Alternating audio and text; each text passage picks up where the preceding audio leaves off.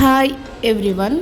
Hema committee report പുറത്തു വന്നതിന് പിന്നാലെ മലയാള സിനിമയിൽ വലിയ സംഘർഷമാണ് ഉണ്ടായത്. മലയാള സിനിമ താരങ്ങളുടെ സംഘടനയായ അമ്മയുടെ അധ്യക്ഷ സ്ഥാനം രാജിവെച്ച മോഹൻലാലിനെ വിമർശിച്ച് എഴുത്തുകാരിയും കോളമിസ്റ്റുമായ ശോഭ ഡേ ആണുങ്ങളെപ്പോലെ പ്രതികരിക്കണം. മോഹൻലാലിനോട് ശോഭ ഡേ ആണുങ്ങളെപ്പോലെ എഴുന്നേറ്റ് നിന്ന് നിങ്ങളുടെ സഹമെമ്പർമാരോട് ഹേമ കമ്മിറ്റി റിപ്പോർട്ടിലെ പരാമർശങ്ങളുടെ ഉത്തരവാദിത്യം ഏറ്റെടുക്കാൻ പറയണം. അപമര്യാദയായി പെരുമാറുന്നവരെ സ്ത്രീകൾ ചെരുപ്പൂരി അടിക്കണം. മമ്മൂട്ടിയും മോഹൻലാലും പ്രതികരിക്കുമെന്ന് പ്രതീക്ഷ എന്നാണ് വിശാൽ കുറിച്ചത്.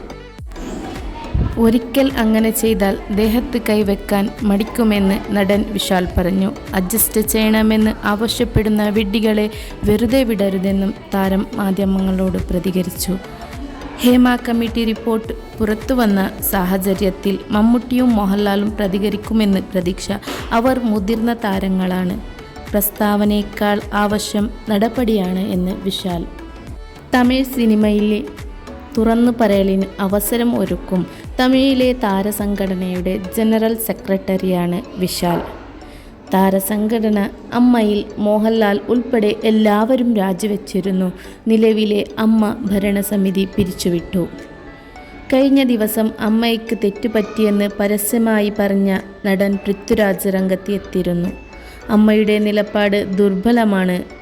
പവർ ഗ്രൂപ്പ് ഉണ്ടെങ്കിൽ അത് ഇല്ലാതാക്കണം എന്നായിരുന്നു പൃഥ്വിരാജ് പറഞ്ഞത്. ഞാൻ അനുഭവിച്ചിട്ടില്ല എന്നതുകൊണ്ട് അങ്ങനെ ഒരു ഗ്രൂപ്പ് ഇല്ലെന്ന് പറയാൻ കഴിയില്ല.